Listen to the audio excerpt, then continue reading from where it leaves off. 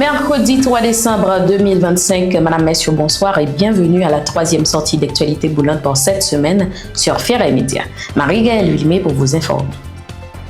Une délégation de l'OEA dirigée par le secrétaire général adjoint Albert Ramdin a rencontré le Conseil présidentiel de transition en Haïti dans le cadre d'une mission visant à évaluer la situation politique et sécuritaire du pays.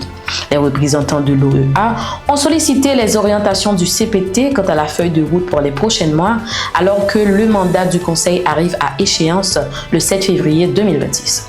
Au cours de sa mission, la délégation rencontrera également le Conseil électoral provisoire, le chef du BINU, Carlos Ruiz Massieu, ainsi que les acteurs de la société civile afin d'assurer une coordination élargie autour du processus de transition et de la mise en œuvre de la feuille de route pour la stabilité nationale.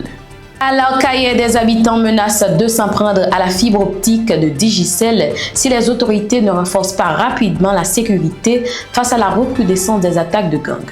Malgré la présence policière, les groupes armés continuent depuis plusieurs mois de semer la panique dans la région. Des témoins évoquent une situation devenue critique, poussant certains résidents à envisager des actions radicales pour se protéger.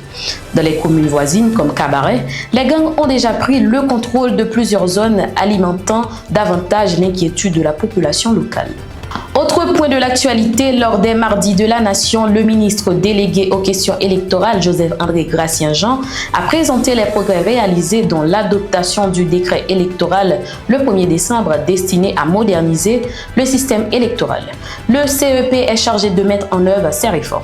Parmi les mesures clés figurent la décentralisation du centre de tabulation, la mise à jour du registre électoral, la participation de la diaspora et l'instauration d'une parité obligatoire de 50% de femmes dans les postes décisionnels.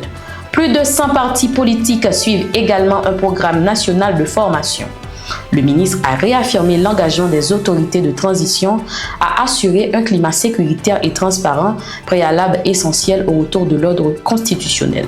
L'homme d'affaires haïtien Pierre-Réginald Boulos a subi un revers judiciaire aux États-Unis. Le juge fédéral chargé de son dossier a rejeté l'argument présenté par sa défense selon lequel il serait encore citoyen américain, estimant que les documents fournis ne permettent pas de prouver sa nationalité actuelle.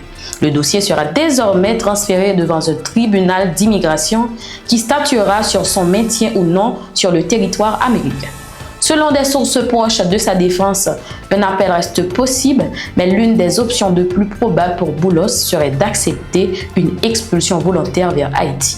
Selon le Miami Herald, 225 partis politiques haïtiens se sont déjà présentés au ministère de la Justice pour bénéficier de l'enveloppe de 3 milliards de gourdes mise à disposition par le gouvernement pour financer les prochaines élections générales. Le gouvernement précise que les fonds doivent être utilisés conformément aux règles établies pour garantir une gestion transparente et éviter toute dérive. Cette initiative s'inscrit dans le cadre des préparatifs des prochaines élections générales dans un souci de sécurité et de respect du processus démocratique. C'est ici que prend fin ce bulletin. Merci de votre attention. Rendez-vous demain pour un nouveau bulletin d'information titre par titre et ne ratez pas l'autre édition d'actualité boulante sur Fiera Média.